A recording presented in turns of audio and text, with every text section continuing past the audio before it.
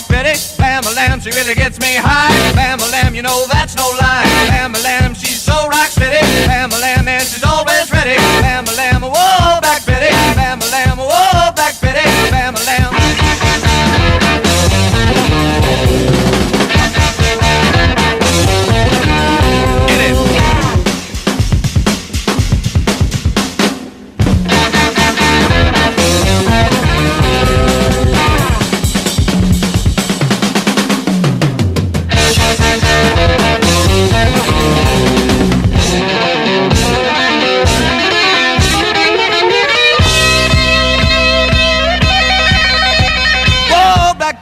Bam-a-lam, oh, Black Betty, Bam-a-lam, she's from Birmingham. Bam-a-lam, way down in Alabama. Bam-a-lam, well, she's shaking that thing. Bam-a-lam, boy, she makes me sing. Bam-a-lam, oh, Black Betty, Bam-a-lam, oh, Black Betty, Bam-a-lam.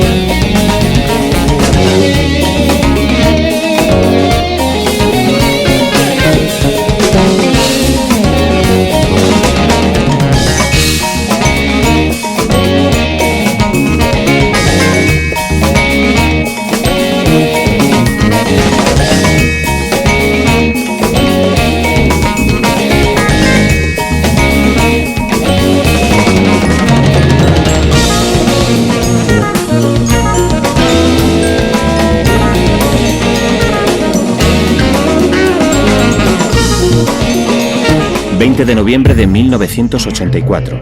A las 6 de la tarde, Santiago Bruart, médico de profesión, fundador del partido ASI, dirigente de Herri Batasuna, está en su consulta de Alameda de Recalde en Bilbao como cada día, cuando hasta ella llegan dos mercenarios de los GAL, Rafael López Ocaña y Luis Morcillo.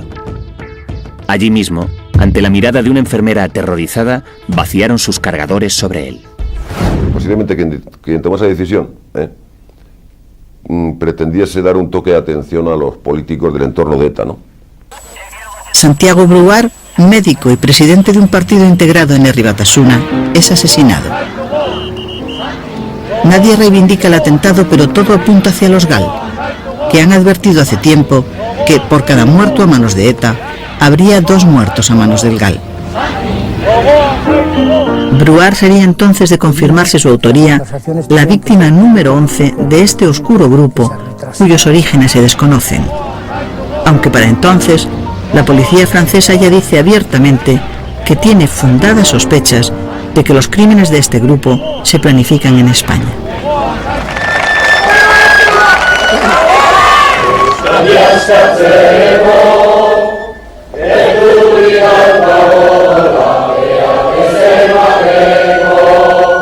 Los funerales en su memoria se convierten además en una demostración de fuerza de la llamada izquierda Abertzale, que apoya a ETA.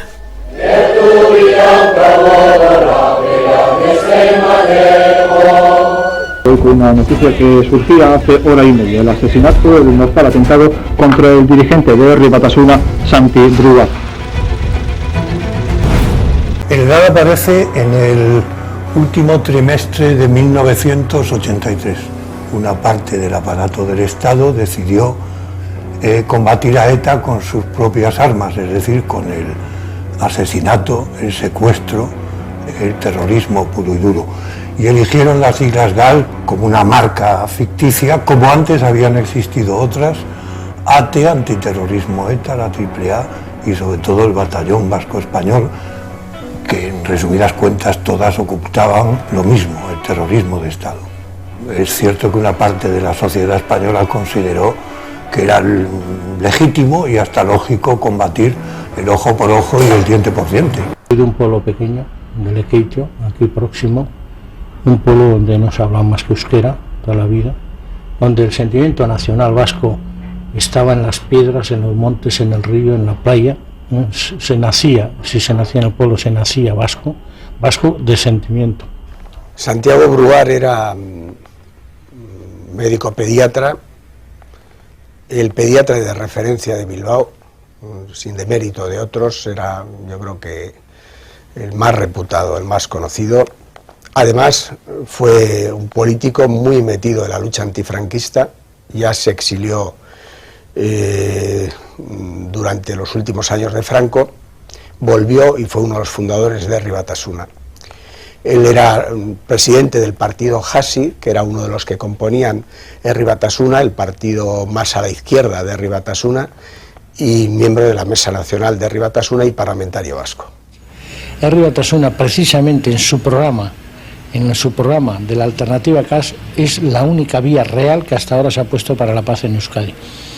Herri Batasuna y más ETA, que es la que tiene el poder para realizarlo, ha dicho cientos de veces, cuando reivindica cualquier acción, ha dicho que la violencia armada revolucionaria cesará inmediatamente que se consiga la alternativa CAS. Era una de las personas clave en el proceso de negociación siempre existente entre la izquierda abertzale, representando a ETA en estas actuaciones, y el Estado francés o contactos con el gobierno español. Pero yo lo que creo es que Santi, en esta posición, estaba firmemente convencido de que era posible, en los tiempos que estamos hablando, llegar a un acuerdo con el gobierno. Lo que pasa es que justo en estos momentos es cuando irrumpió el GAL, y eso descolocó bastante el tablero.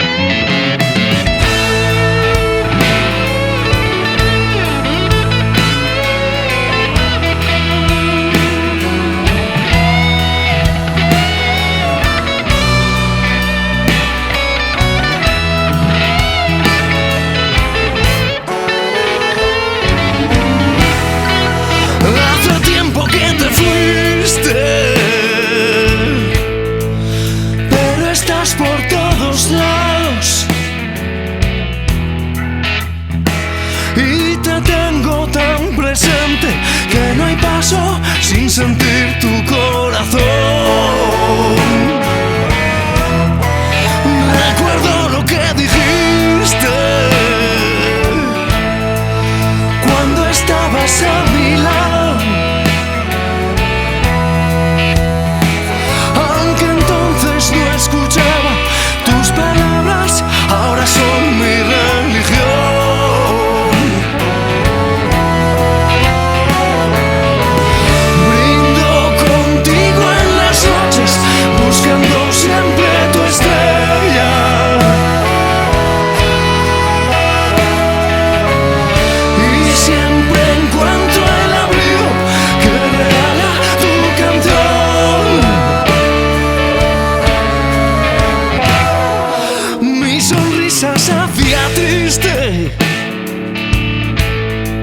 Si el dolor te regalaba,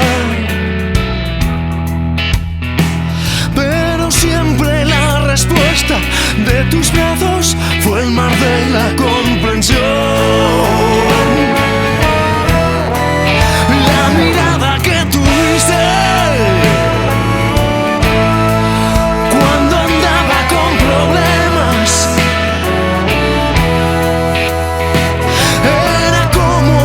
en calma, era un beso en mi absurda confusión.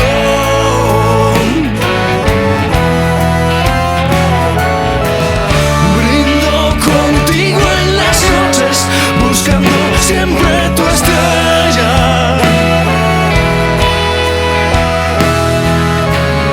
Y siempre encuentro el abrigo que regala tu canción.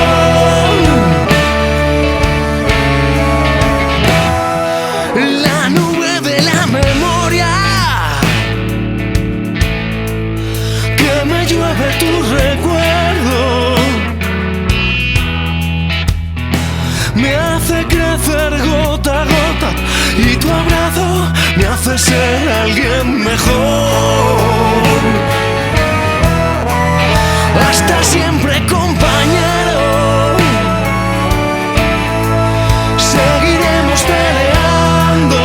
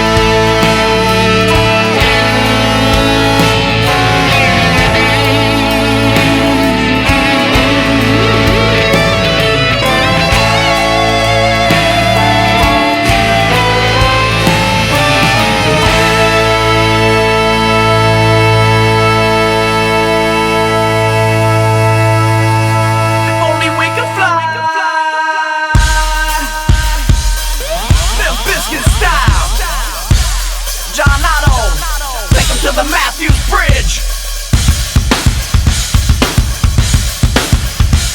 Can you feel it? A generation.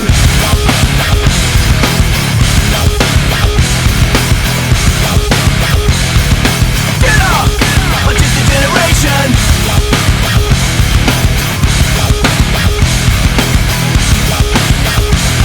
Are you ready? Do you know where you are? Welcome to the jungle, punk. Take a look around. It's Limp Bizkit fucking up your town. We downloaded the shockwave for all the ladies in the cave to get your groove on.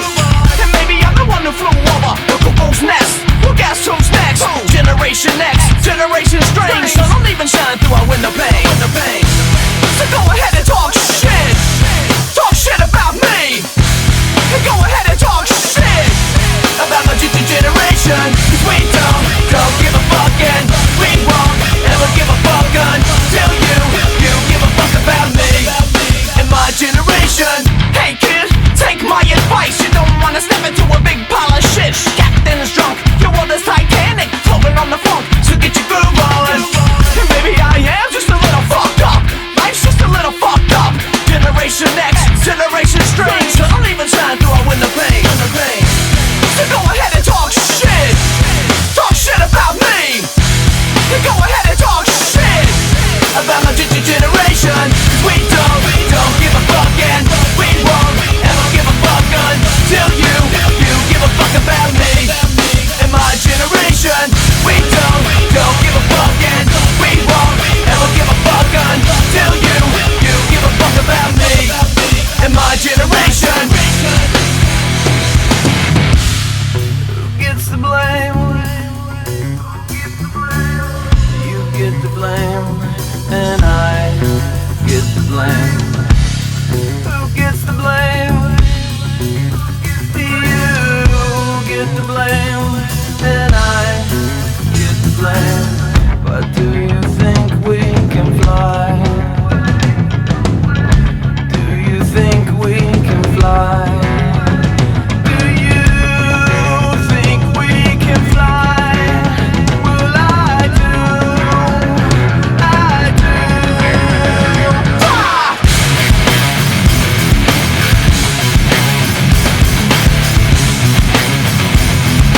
DJ Lethal, bring it on!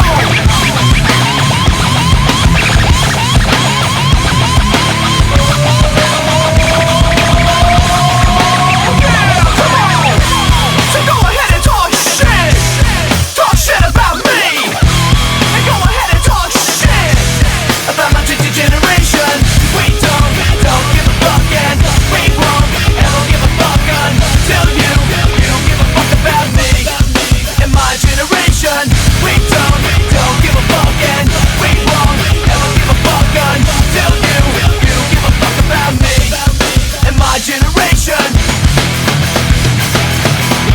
Habían reivindicado el atentado de Bruar como autoría de los GAL, que le había ordenado San Cristóbal a Paco Álvarez, que era jefe de gabinete de información del Ministerio del Interior. Pero al día siguiente, cuando me llama Miguel Planchón a su despacho, me dice que el ministro se había agarrado un repateo tremendo porque no había que reivindicar ese atentado en nombre de los GAL. Miguel Planchón era el jefe superior de policía de Bilbao. Ella me comentó, dice, estos han metido la pata, se han pasado y tal. Digo, ¿estos quién? Dice, San Cristóbal y Masa. Digo, están ellos detrás, ¿no? Y me dice, hombre, ¿quién va a estar?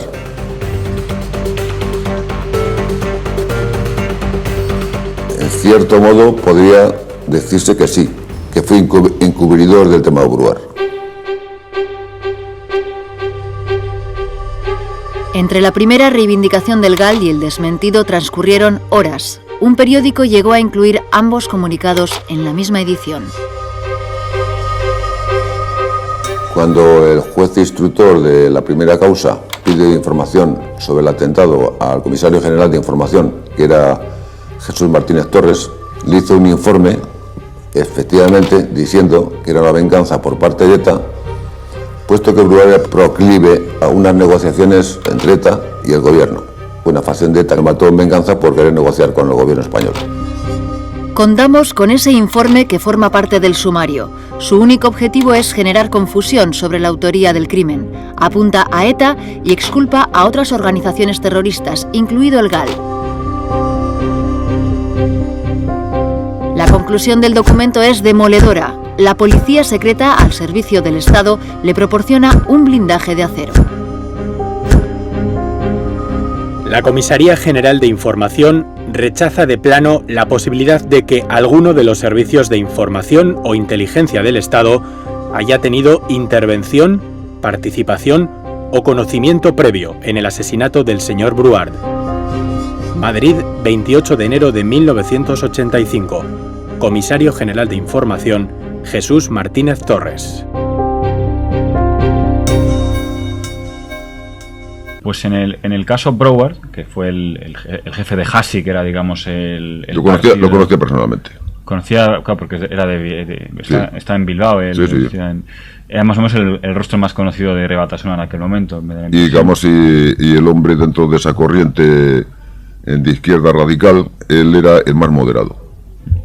Es llamativo porque eso no es en Francia, no era, digamos, alguien que directamente enfundara pistolas, aunque pudiera tener algún tipo de conexión con el terrorismo, y porque ha habido muchas especulaciones con ese atentado, porque es verdad que primero ha habido dos juicios. En el primero se dijo que los autores materiales eran López Ocaña y el francés, uno fue absuelto, otro condenado, y luego en el segundo juicio, en el que usted se sentó en el banquillo de los acusados, se señaló el señor Morcillo, a quien usted sin ningún género de duda señala como autor en este libro, pero la justicia dijo que no había suficientes pruebas para condenarle. Eso fue en el 2003, yo estaba sentado con el banquillo, en ese momento se dijo que no. Yo posteriormente, incluso estuve encarcelado, con los dos responsables directos de ese atentado. Rafael Massa y San Cristóbal. Julián San Cristóbal. Yo luego le conocías a Morcillo allí, durante aquel juicio. Yo sabía quién estaba detrás de ese atentado. Como consecuencia de haber pasado yo por el banquillo, estar encarcelado y luego en la cárcel tratar San Cristóbal de que yo acusase a otras personas, cuando yo sabía que había sido él, pues todo eso me molestó mucho. Entonces, una vez que se produce el juicio de 2003, pues iniciamos una relación, Morcillo y yo, y pues en el 2011, 2012, tengo una serie de reuniones con él, frecuentes, y voy grabando las conversaciones. Y son algunas que reproduce. Evidentemente. Y él me dice que cómo se produjo cuando empieza el GAL. Julián San Cristóbal, siendo gobernador civil de Vizcaya, y Rafael Massa. Y luego cómo lo ordenan ejecutar a Santiago Bruard en represalia al asesinato por parte de ETA del senador Enrique Casas. Eso fue así, exactamente.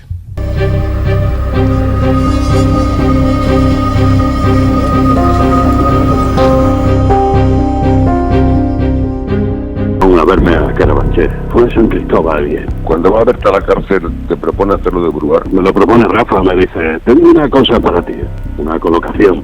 ¿Sabes de qué fábrica te estoy hablando? Ya. Ahora mismo puedo decir. Llámate a Bruard y me ordenó hacerlo el señor San Cristóbal. Y según lo que yo sé, el asesinato de Santiago Bruard fue dirigido por Julián San Cristóbal, exdirector de la Ciudad del Estado, y encargado al teniente coronel de la Guardia Civil, Rafael Massa. Yo a Rafael Massa lo conocí en la comandancia de la Guardia Civil de Bilbao, cuando estaba de jefe del Servicio de Información. Era un delincuente disfrazado de Guardia Civil.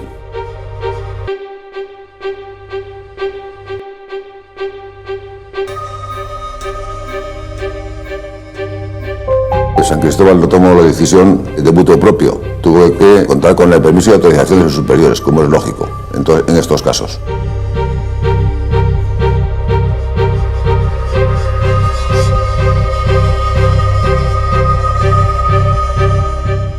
El que estaba encima de Luis Morcillo era Rafael Massa, que era un teniente coronel de la Guardia Civil. Y este Rafael Massa pues, era íntimo de Julián San Cristóbal, era su mano derecha. Julián San Cristóbal era el director general de Seguridad del Estado. los disparos, había salido el hombre este y ahí Luis pues, le disparó, le mató. Y él estaba en el suelo, estaba muerto. Por lo que cuentas, da la sensación de que huisteis, pero siempre como con un gran convencimiento de que nadie os iba a perseguir. Claro, ¿quién te va a perseguir? Yo estaba convencido de que de hecho no nos persiguió nadie. Sabes que está detrás quien está y que no van a hacer mucho por ir a por ti. Pues si son ellos los que te han encargado que lo hagas. ¿Cuánto te pagaron por matar a Santiago Brouard? 3 millones de pesetas. ¿Quién te pagó el dinero? Luis. Luis Morcillo. ¿Dinero en efectivo? Sí, en efectivo. ¿Al poco de asesinar a Santiago Brouard? Sí, al día siguiente creo que fue. O 2 días después, con mucho. Morcillo me dio los 3 millones. 3 millones en billetes. 7 millones. Había prometido 25 millones, ¿no? Sí, de 20 millones para arriba. ¿El resto se lo quedó él? No sé si él o San Cristóbal. Julián San Cristóbal sacó del Banco de España 50 millones de pesetas en fondos reservados para ese atentado y lo sacó por partidas periódicas. Y según los autores materiales del atentado, Luis Morcillo y López Ocaña, ellos recibieron 7 millones de esas pesetas que sacó San Cristóbal de los 50 millones. El resto pues se lo guardaría, pues lógicamente, quien anduvo moviendo ese dinero, ¿no?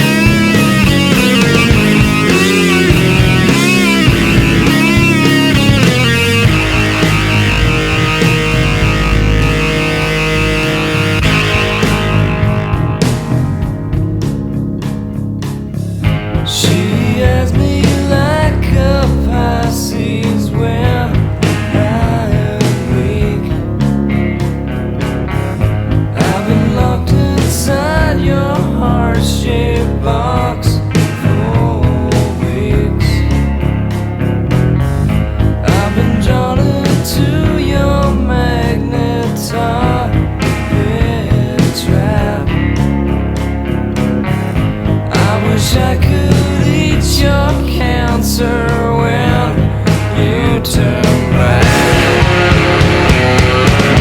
Hey, wait, I got a new complaint. Forever and down to your prices advised. Hey, wait, I got a new complaint. Forever and down to your prices advised. Hey, wait, I got a new complaint.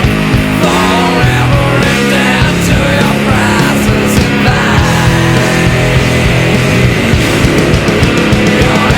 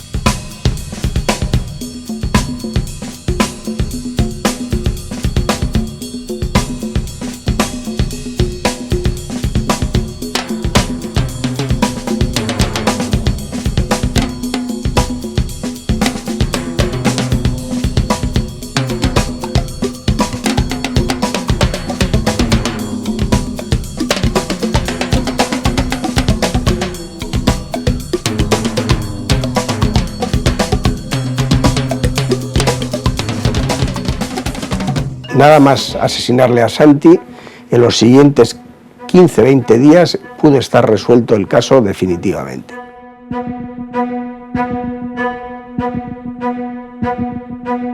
Un confidente del comisario Rosino, que era el, digamos, en ese momento el número 2 del escalafón en la Jefatura Superior de Policía de Bilbao, le dijo: si me das dinero te voy a decir quiénes han matado al médico de Terra.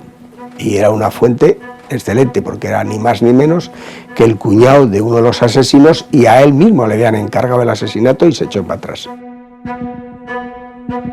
A mí, que era buen amigo mío, Antonio Rosino, me dijo que lo que le había pasado. Dirigía un grupo de la Policía Judicial de Madrid y conocía a los López Ocaña y a Céspedes. Antonio Rosino le hizo algunas confidencias al fiscal Valerio, que era el que llevaba el tema. San Cristóbal se enteró, le llamó a Planchuelo y a Rosino, le echó una bronca tremenda, le dijo que eso no se le contaba ni a Dios. Ya las investigaciones se acabaron, te traslado de destino y tendrás problemas en tu vida profesional. Y Rosino a callar, claro. Rosino no pensó que este soplo podía llegar a quien podía entorpecer la investigación, porque le iba a inculpar directamente. Volvió con el rabo entre piernas diciendo: he tenido una fuga y no puedo detener a nadie porque todos están preavisados.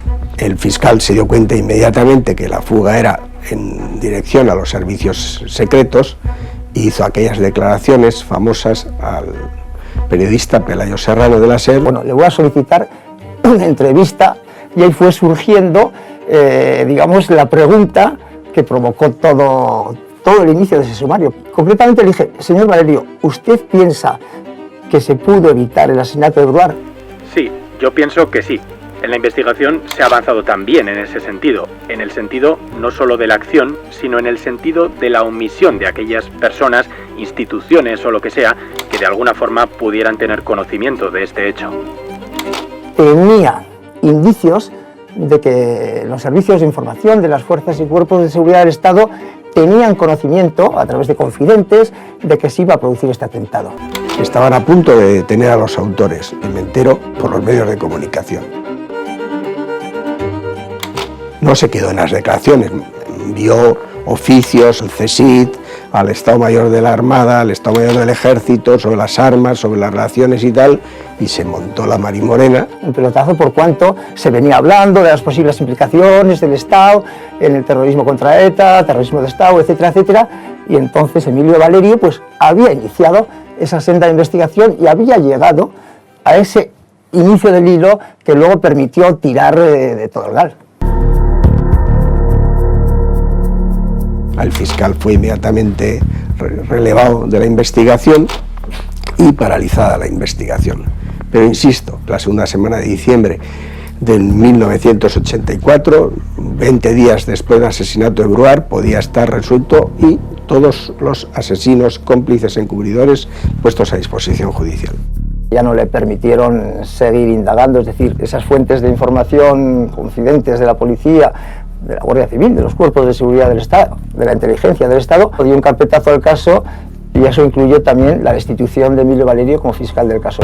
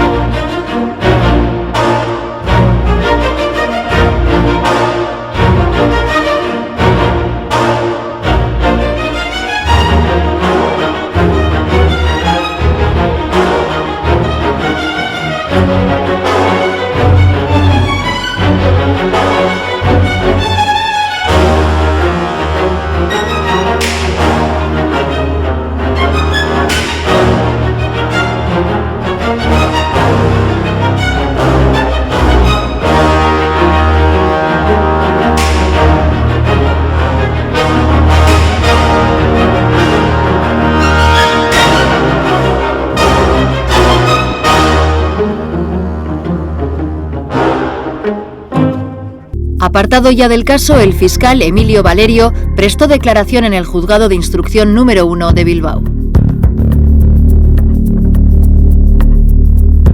Mi única fuente de información, hasta el día 8 de enero de 1985, fue el comisario encargado del caso, don Antonio Rosino. Al parecer, alguna persona o personas pertenecientes a otros servicios policiales o de inteligencia y presumiblemente vinculados con el supuesto infiltrado, levantaron la liebre y espantaron la pista a la brigada de Bilbao. Valerio fue cristalino, no dejó ni una bala en la recámara. Este suceso afectó profundamente a las investigaciones hasta el punto de que, cuando abandoné el caso por los primeros días de enero, estaban prácticamente colapsadas.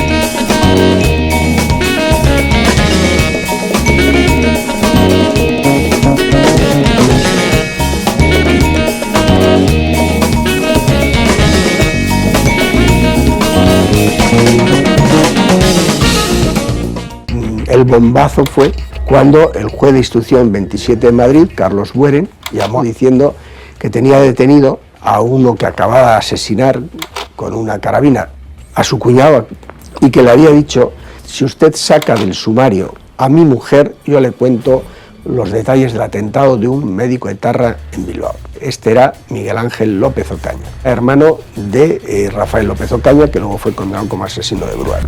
Había matado a su cuñado, Alberto Granados Céspedes, no por un asunto de drogas, sino para eliminarle porque sabían ya a esas alturas que era el confidente que en su día Rosino le había contado todos los datos del atentado. Sí, a ese se lo mandan, ¿no? Rafa Massa. Sí. ¿Por qué iba a cantar? Sí, sí. ¿Era confidente de Rosino? Sí, había cantado él.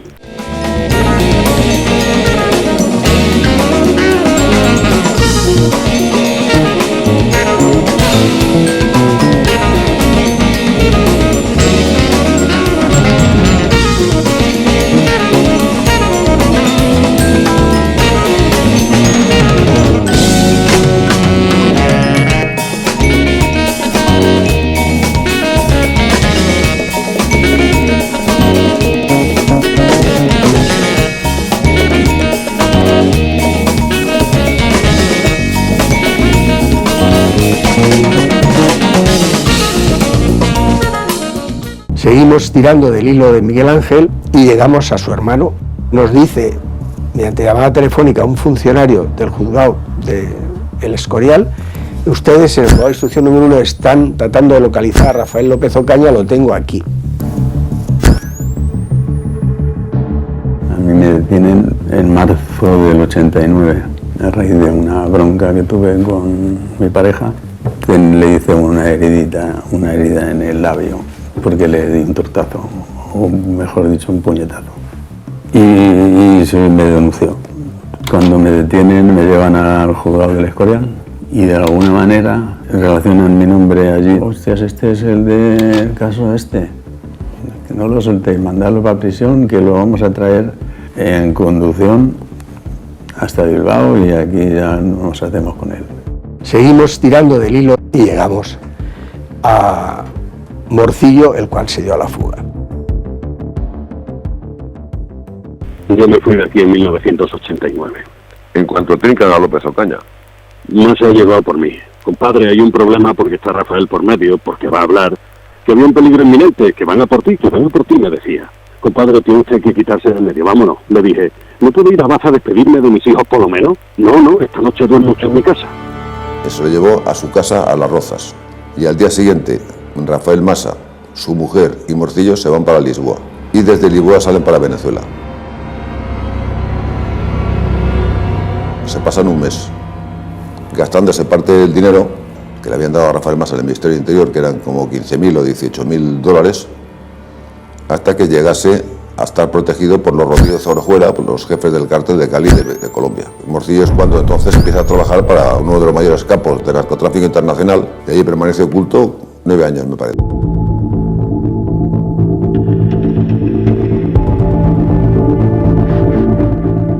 De ahí al juicio con las dos primeras condenas, a Rafael por asesinato y al francés por aportar las armas.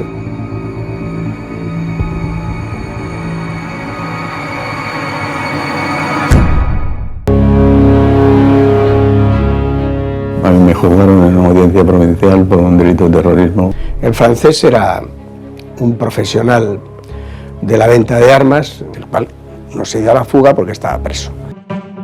Se las daba un poco de boina verde, de una especie de guerrillero civil que estaba en la relación y el trato con las armas. Las armas que se utilizaron en el asesinato eran una carabina Army Jagger del calibre 22 y una pistola Latius Cuarna del calibre 9 Parabellum. Y luego tenían dos silenciosos, eran de fabricación artesanal, hechas por el francés. Yo tenía la firme convicción que Rafael López Ocaña era autor material y el francés, la traza, visibilidad de todas las armas, sin ningún género de dudas, era él. De aquel juicio salieron solo 2 condenas. Rafael López Ocaña, 9 años después del asesinato, seguía sin delatar a nadie.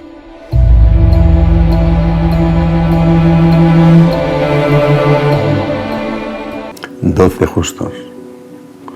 Justos, ni un día más ni un día menos.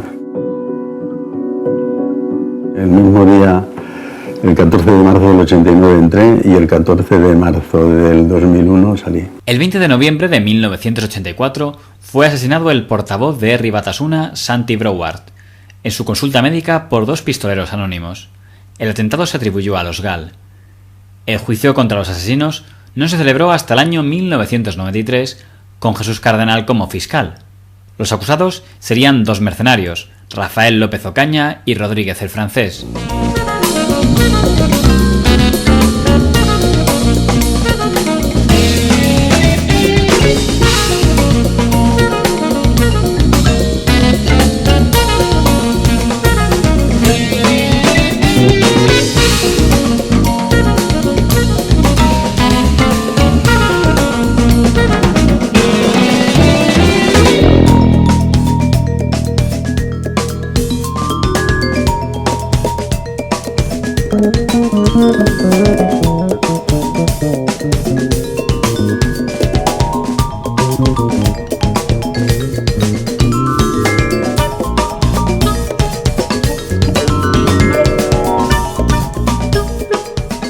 El juez de la Audiencia de Bilbao, Joaquín Jiménez, condenaría a López Ocaña a 33 años de cárcel, identificándolo como uno de los pistoleros, pero absolvió al francés por falta de pruebas. El esclarecimiento de la muerte del médico Santiago Bruart, dirigente de Herri Batasuna, se ha puesto en marcha. El titular del Juzgado de Instrucción número 1 de Bilbao, que la pasada semana dictó auto de procesamiento contra Rafael López Ocaña, tomó declaración al detenido durante esta mañana. En el auto se recoge que López Ocaña, acompañado de otra persona, se dirigió a la consulta de Santiago Bruart en Bilbao, donde acabaron con su vida tras dispararle en repetidas ocasiones. Tú llegas a juicio por el asesinato de Santiago Bruart y eres condenado. Pero tú en ese juicio no explicas la verdad. No, yo de hecho no reconocí en ningún momento que yo no sabía nada, de nada, no sabía de qué me estaban hablando. Pero además no comentas nada de Luis Morcillo, no dices por quién ibas acompañado, no hablas del superior de Luis Morcillo, del teniente coronel Massa, no hablas de Julián San Cristóbal. No hablo de nadie. Y acabas tú siendo el único condenado por el asesinato de Santiago Bruart.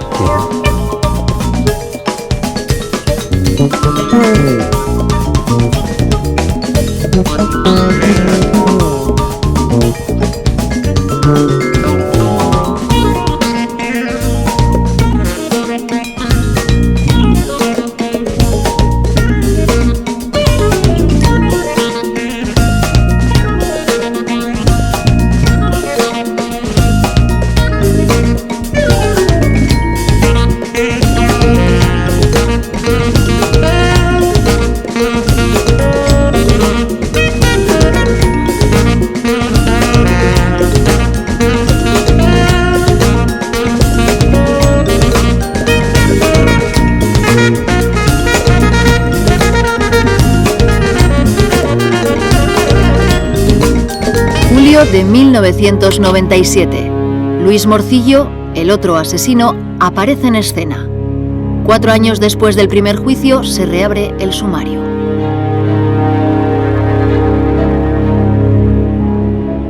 Aparece en la prensa que han detenido en Madrid con 100.000 pastillas, no sé si de éxtasis o de lo que fuese, un señor que se llama Luis Morcillo Pinillo. Y yo, que estoy leyendo la prensa del día, digo, anda, pero si este es nuestro Morcillo Pinillo, me voy zumbando uvas al juez instructor y digo, Morcillo Pinillo está detenido en Madrid, que lo traigan.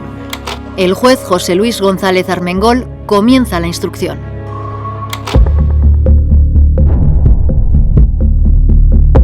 Se reabrió el sumario y declaró todo el mundo. Vera, Barnuevo, todo el mundo. Estaba muy dirigido ese tema por Rodríguez Menéndez, que estaba, digamos, de alguna forma muy unido al juez, digamos.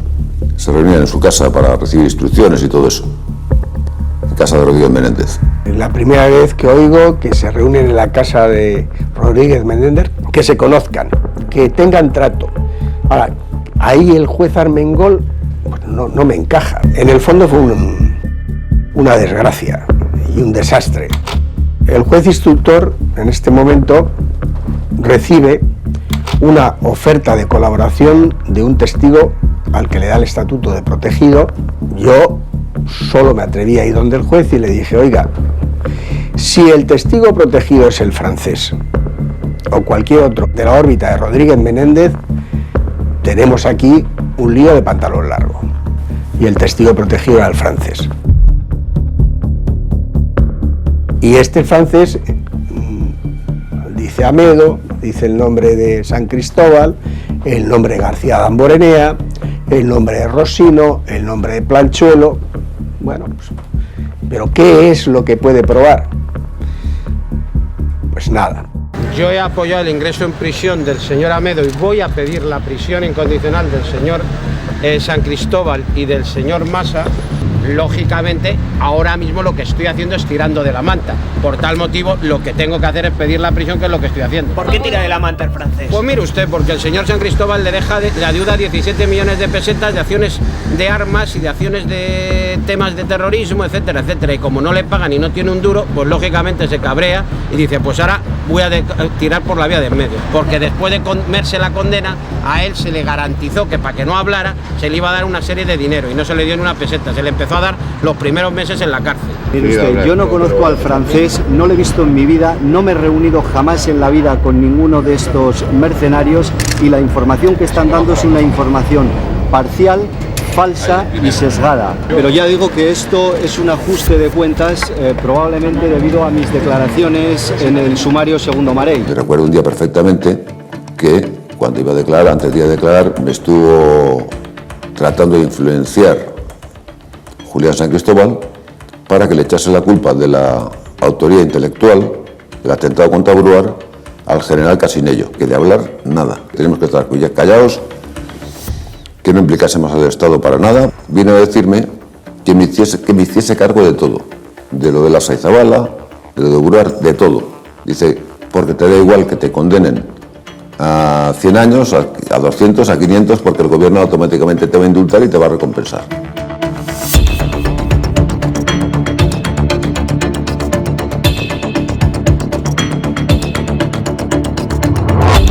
En este clima de impunidad absoluta acuden como testigos la cúpula antiterrorista del gobierno de Felipe González. Entonces el juez empieza a decretar órdenes de prisión de la mayoría de ellos. Pero otra vez estábamos con palabras. Todavía elementos indiciarios múltiples, pero son unos indicios muy etéreos que no conforman pruebas. Masa porque no le acusó Morcillo Pinillo. Y San Cristóbal, pues por 3/4 de lo mismo. No hubo, como en el caso Marey, alguien que se guardó un papelito donde estaban manuscritas las notas de San Cristóbal y en este caso no. Esta es la razón. Con todo, en 1999 el juez González Armengol redactó un auto en el que dejó claro que existían responsabilidades políticas y testigos que dificultaban el acceso a la verdad.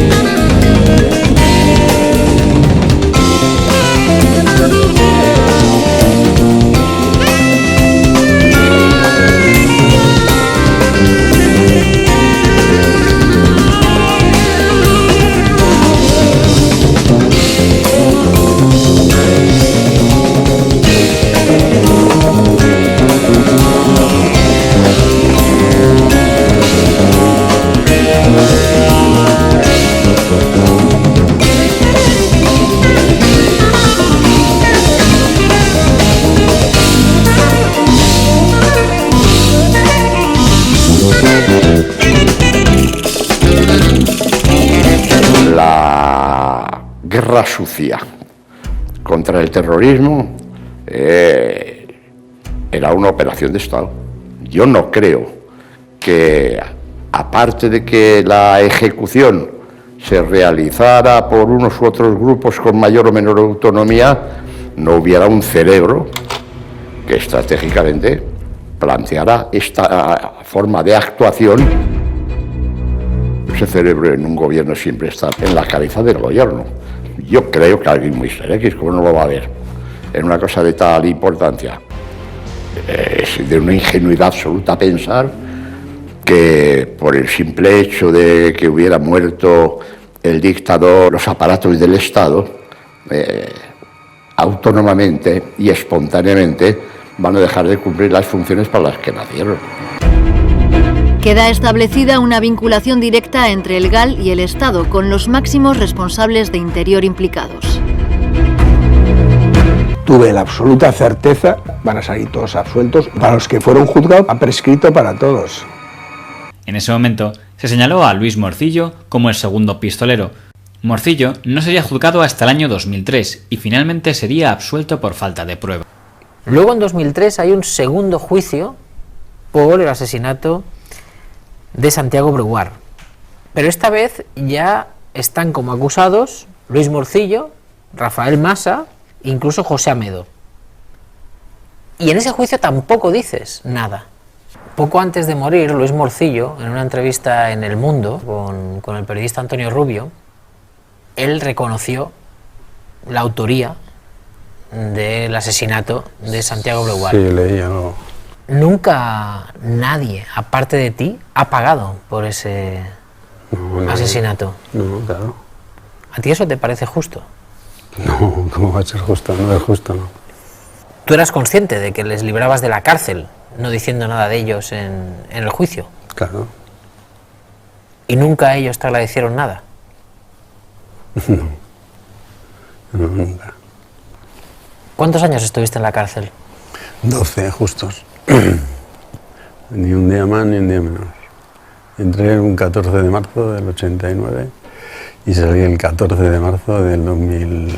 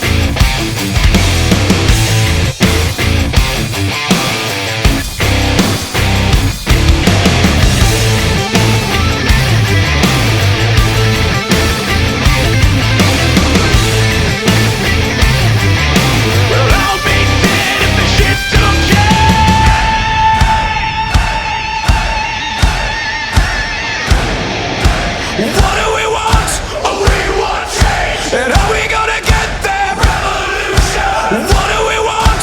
We want change. Standing on the edge of a revolution. What do we want? We want change. And are we gonna get there? Revolution. What do we want? We want change. Standing on the edge of a revolution. No, we won't give up. We won't go away. 'Cause we're not about to live in this mass delusion. No, we don't wanna hear another word you say. 'Cause we know they're all depending on mass confusion. No, we can't turn back. We can't turn away. 'Cause this time we are relying on the last solution. No, we won't lay down and accept this fate. 'Cause we're standing on the edge of a revolution.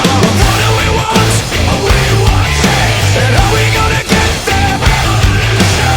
What do we want? We want change. Standing on the edge of a revolution. What do we want?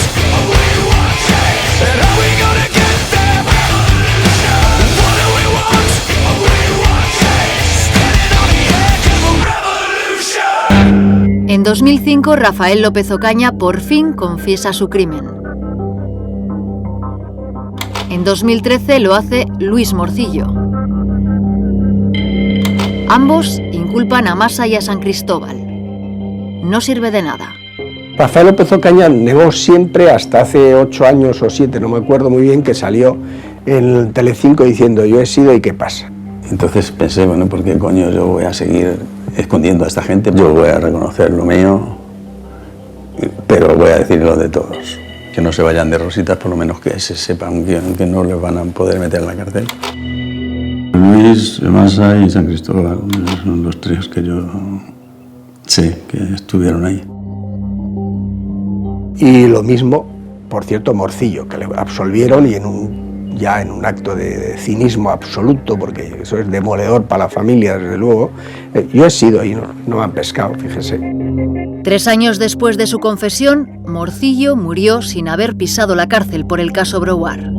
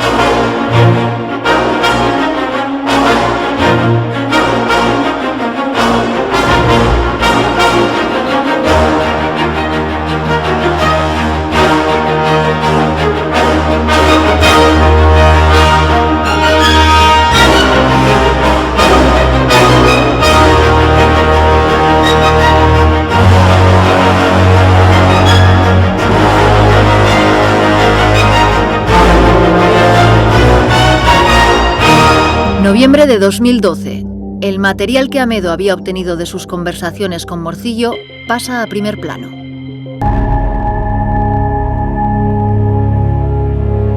Después de aportar el 7 de noviembre del 2012 en Bilbao todas las transcripciones de las grabaciones, se reabre el caso, ahí se ve una mano negra detrás. No se permite que yo declare, no se permite que declare Rafael López Ocaña, que había hecho las mismas declaraciones que había hecho Morcillo.